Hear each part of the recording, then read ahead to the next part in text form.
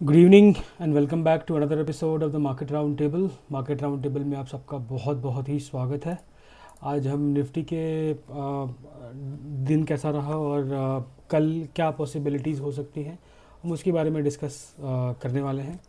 तो आज का दिन काफ़ी स्ट्रॉन्ग बेरिश रहा है और मैंने अपने लेवल्स को मार्क करके रखा है। मैं एक बार मैं अपने सारे ट्रेंड लाइन्स को मैं एक बार के लिए हाइड करता हूँ और तब मैं आपको दिखाता हूँ कि क्या लग रहा है मेरे को। आज के दिन पे आज का जो कैंडल है काफ़ी स्ट्रॉन्ग है, ऑलमोस्ट 200 पॉइंट्स का फॉल है with high volume of course. तो ये डेली के लेवल के हिसाब से दिख रहा है। अगर हम इंट्राडे या आर्ली के हिसाब से भी देखें हम अगर तो आर्ली के हिसाब से भी अगर हम देखें तो पॉसिबल एक रेजिस्टेंस सपोर्ट एरिया के पास में है प्राइस। मैं एक बार वापस से अगर ये सारे हटा दूँ तो आर्ली के बेसिस पे ये एक गैप था, मतलब ये एक पहले का गैप था जो कि था 24,500 वाला लेवल।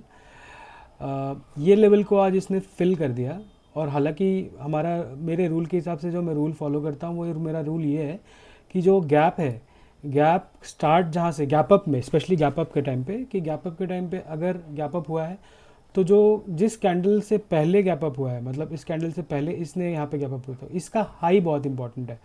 तो इसके हाई के एक बार के लिए उसके नीचे प्राइस गया था बट कहीं ना कहीं सस्टेन नहीं कर पाया था इंट्राडे लेवल पे।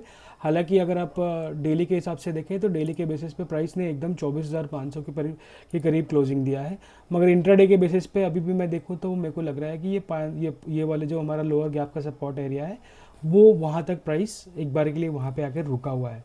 तो यहाँ पे फ्रेंड्स दो चीज़ें हो सकती हैं, या तो प्राइस और पीसीआर भी अगर देखा जाए तो पीसीआर ऑलमोस्ट आपका 0.6 चल रहा है जो कि थोड़ा सा ओवरसोल्ड की तरफ में ही इशारा कर रहा है ओवरऑल।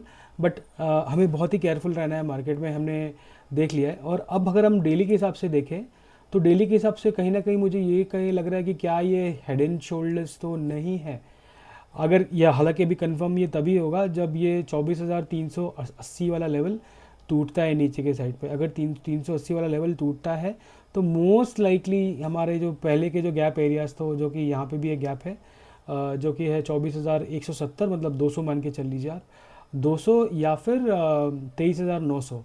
ये दो लेवल्स जो होंगे ये बहुत ही क्रूशियल होंगे मार्केट में, ताकि अगर यहाँ पे प्राइस नहीं रुकता है और अगर ये हेड एंड शोल्डर्स जेन्युइनली है तो मोस्ट लाइकली जो हेड एंड शोल्डर्स का जो टारगेट होता है उसके हेड के डेप्थ के बेसिस पे अगर हम यहाँ से लेते हैं तो हमारा जो नेक्स्ट लेवल जो बताता है वो 23,100 का लेवल हो सकता है। अच्छा, इंसिडेंटली ये जो लेवल है यहाँ पे भी एक गैप है 23,000 के पास में, 22,900 के पास में भी गैप है। ये एक्चुअली अगर आप वीकली पे भी देखें टाइम फ्रेम पे तो ये वीकली के लेवल्स का गैप है, तो ये काफ़ी इंपॉर्टेंट होने वाला है ये लेवल का गैप, और देखने की ज़रूरत है कि यहाँ पे क्या होने वाला है। ओवरऑल मार्केट अभी भी बैरिश की साइड पे ज़्यादा दिखा रहा है, मगर ऐसा बहुत कम ही होता है कि एकदम मार्केट गिर रहा है तो गिरते ही रह गया, ऐसा तो नहीं हो सकता है। इंटरमिटेंट एक इंट्राडे बाउंस तो हम एक्सपेक्ट कर सकते हैं, उस बाउंस को आप यूज़ करके शॉर्ट कर सकते हैं ट्रेड्स को। थोड़ा सा बाउंस का वेट कर लीजिए, अगर बाउंस आता है मान लीजिए और वहाँ पे आपको कोई बेरिश प्राइस एक्शन दिखता है, बेरिश प्राइस एक्शन, अच्छा बाउंस आएगा तो कहाँ तक आ सकता है, तो मान लीजिए अगर बाउंस आया तो हमारे लेवल्स हमें याद होनी चाहिए। जो हमारा पहला लेवल है वो इस सपोर्ट इस रेजिस्टेंस का लेवल है जो कि है 600 का लेवल, उसके बाद होगा 680 का लेवल, उसके बाद भी अगर गया तो ये 800-850 का लेवल जो हो सकता है वहाँ तक भी हो सकता है कि एक बार के लिए प्राइस रीटेस्ट करने जा सकता है। मगर अभी हम ओवरऑल हमारा जो बायस होगा बेरिश होगा, any rally will be planning to short the trade itself। मगर हाँ, आप ऐसे मत कीजिएगा शॉर्ट्स, जब तक आप कोई एक बेरिश प्राइस एक्शन ना दिखे तब तक के लिए आप उसमें कोई बेरिश ट्रेड्स अभी फ़िलहाल के लिए मत लीजिएगा। वेट कीजिए एक बाउंस का, अगर एक बाउंस आता है तो अच्छा लेवल होगा, मगर कल के दिन पे अगर ये इसके लेवल के नीचे अगर क्लोजर देता है तो हमें मोस्ट लाइकली जो कल का लेवल हो सकता है वो 370 का जो लेवल है वहाँ तक के प्राइस जाने की संभावना हो सकती है प्राइस में। तो मोटा मोटा तो निफ्टी के ऊपर में यही दिख रहा है मुझे। अगर मैं बैंक निफ्टी की बात करूं तो बैंक निफ्टी बहुत ज़्यादा ही अंडर परफॉर्म कर रहा है। इनफैक्ट डेली पे हम देखें तो डेली के हिसाब से देखा जाए तो काफ़ी बैरिश दिख रहा है।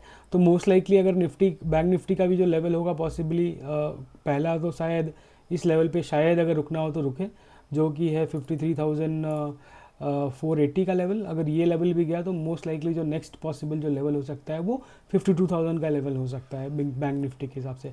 तो गिवन कि बैंक निफ्टी भी बेरिश लग रहा है और अब मैंने आईटी नहीं देखा, एक बार आईटी भी देख लेते हैं कि निफ्टी आईटी क्या कर रहा है। निफ्टी आईटी को अगर हम देखें तो भी वो भी एक गैप के सपोर्ट एरियाज पे ही है। बट अगर कल ये लेवल टूटता है, मैं एक बार डेली पे देखता हूँ, डेली के हिसाब से अगर हम देखें तो प्राइस एकदम कम्प्लीटली बैरिश दिख रहा है। यहाँ पे बैरिश इनगल्फ है और एक टाइप का ये मतलब हाँ बैरिश इनगल्फ इसको हम बोल सकते हैं एक साइड से। अगर हम इंटरडे टाइम फ्रेम पे देखें तो यहाँ पे ही सपोर्ट है और अगर ये लेवल टूटता है निफ्टी आईटी में तो most likely bank Nifty IT ये सारे बैरिश ऑलरेडी हैं, तो निफ्टी को ऊपर ले जाने वाले में से ऐसा कोई बचता नहीं है।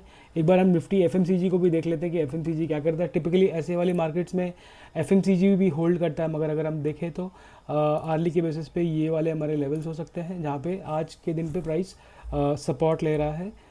डेली के हिसाब से अगर हम देखें तो डेली के हिसाब से प्राइस काफ़ी बैरिश है और आर्ली के हिसाब से यहाँ पे सपोर्ट है। अगर कल ये लेवल टूटता है एफएमसीजी में तो हमारे जो नेक्स्ट लेवल हो सकता है 55,200 और उसके बाद जो नीचे का जो लेवल हो सकता है वो 650 का लेवल हो सकता है, 54,650।